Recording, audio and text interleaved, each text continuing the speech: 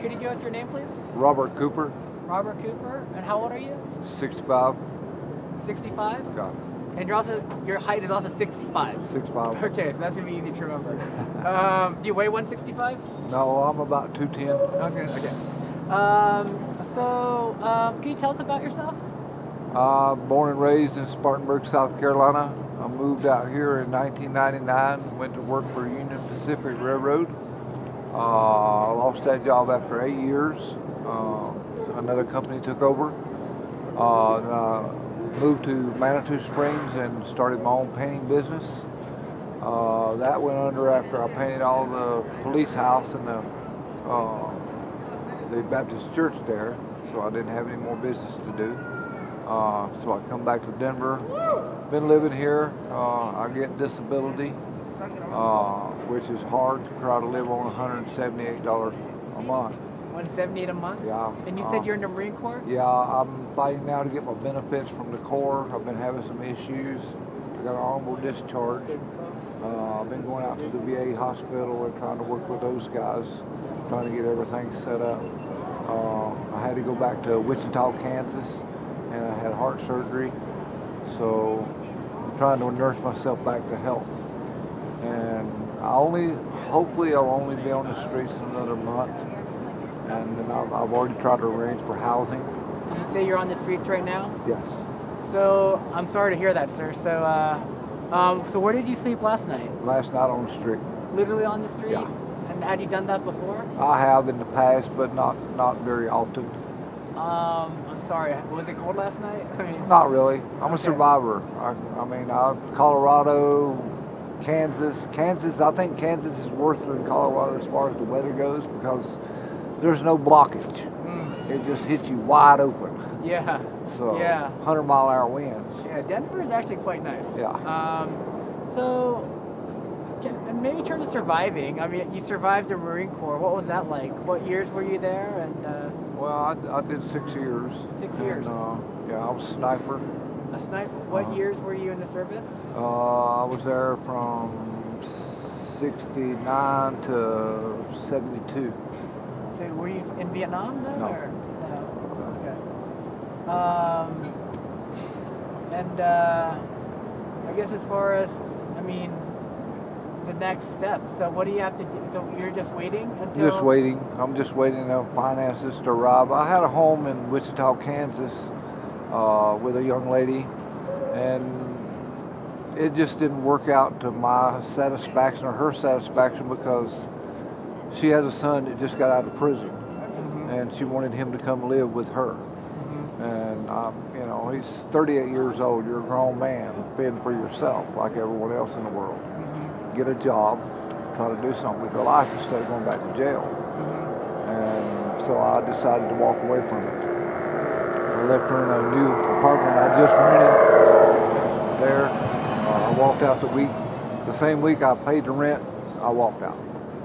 I left her with it. If you had to do it again, would you walk out again? Right now, my heart and soul is concentrated on me, taking care of me, because I'm number one. If I can't take care of myself, I can't take care of nobody else. So I've got to get my health together, my heart, my head, everything together before I can even try to offer someone assistance again. Yeah, that's true. Because That is I the don't truth. like to be abused. I don't like to be taken advantage of. I got a free heart.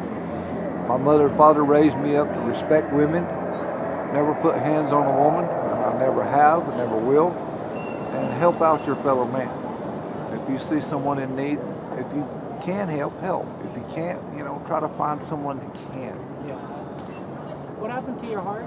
I had a heart attack. A heart attack. Yeah. And so you said you have I a new dropped heart in the right floor. now?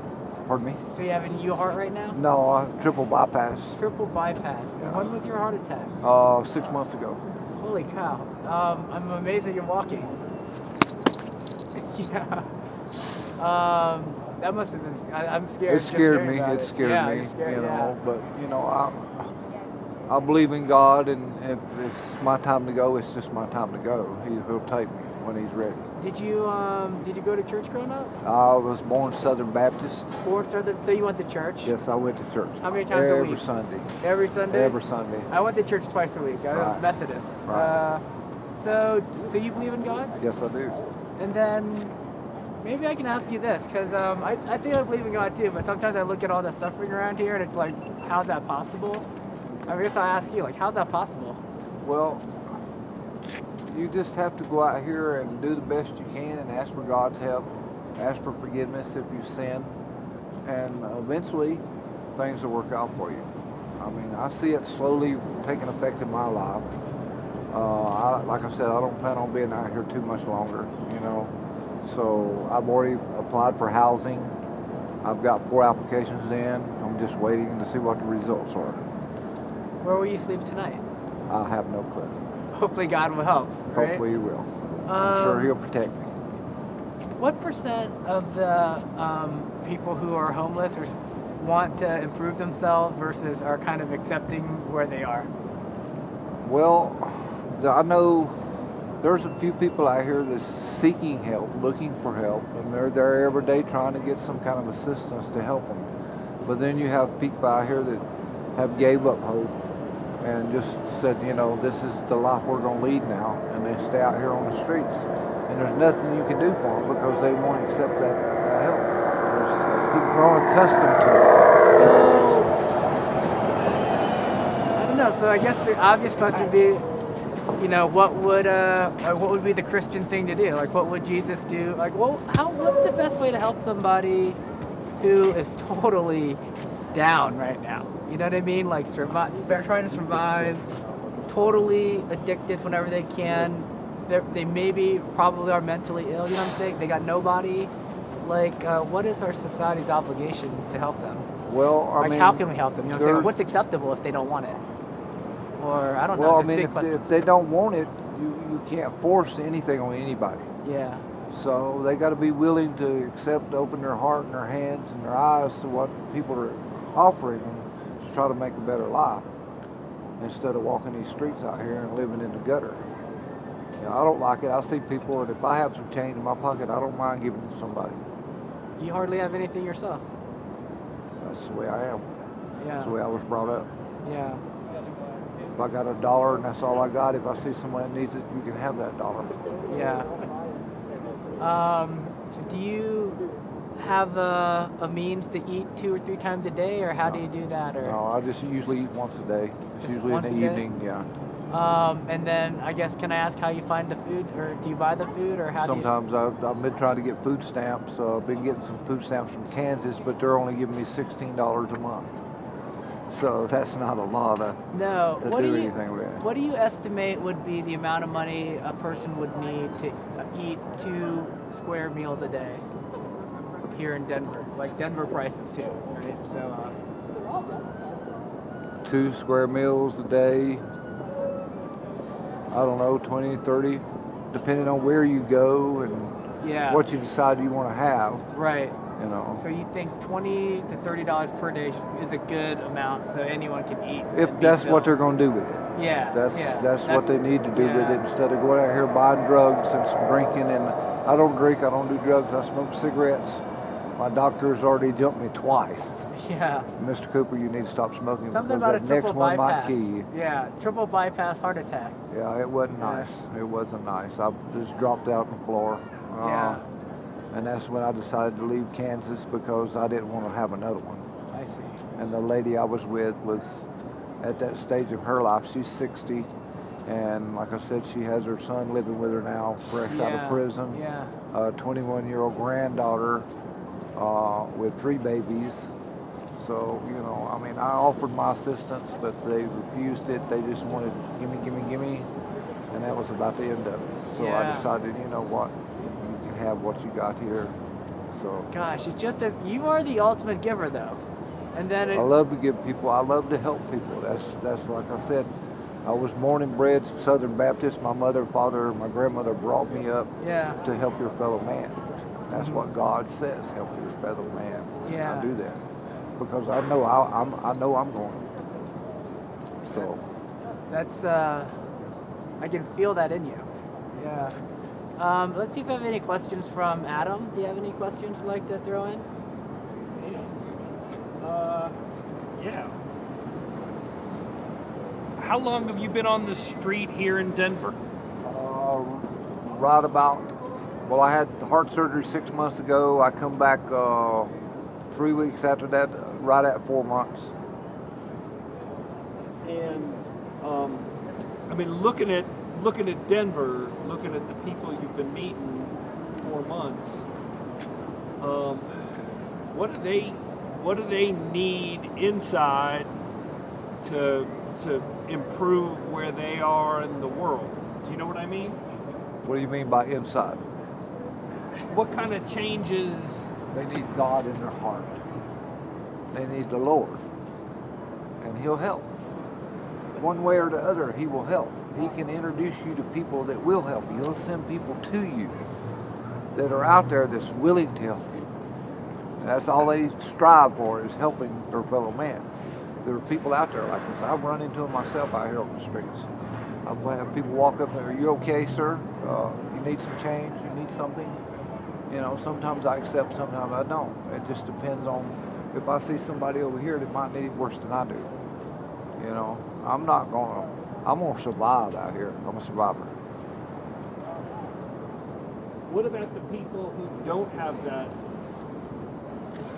force that drives them to improve themselves or help others? I mean, because you've got to see everybody who's on the street. Yeah, I see a lot of people out here. You know, like I said, some of the people, they're not willing to accept your help.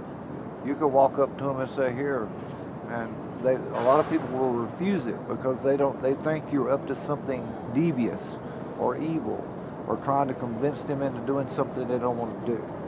That's the lifestyle their heads said that they've got developed while they're out here on these streets. So, I mean, I could walk up and see certain people and have $100 bill in my hand and offer it to them, and they might not take it because they know exactly what's going to happen with it, you know. So I try to keep what money I got in my pocket, but like I said, if I see somebody that needs help more than I do, you're welcome to it. I don't have a problem with it. I'll give you the shirt off my back if I know you need it.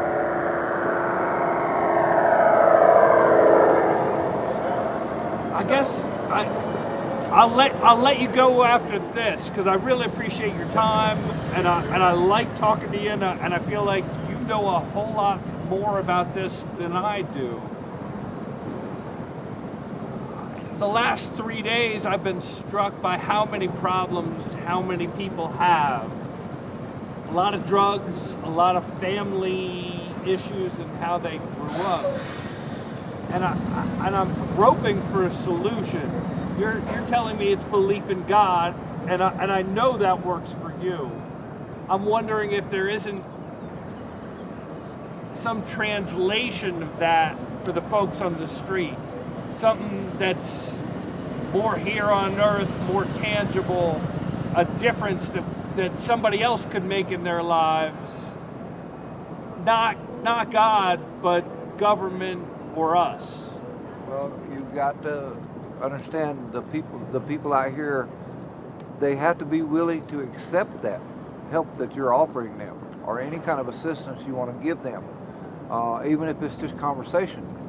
Some people will not even talk to you because, like I said, they're accustomed to the surroundings, the people they live with, the people they hang out, the drug addicts, the alcoholics.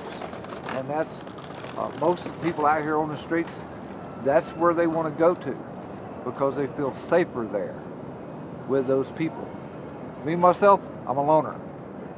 I do have a couple friends here in Colorado. They're military.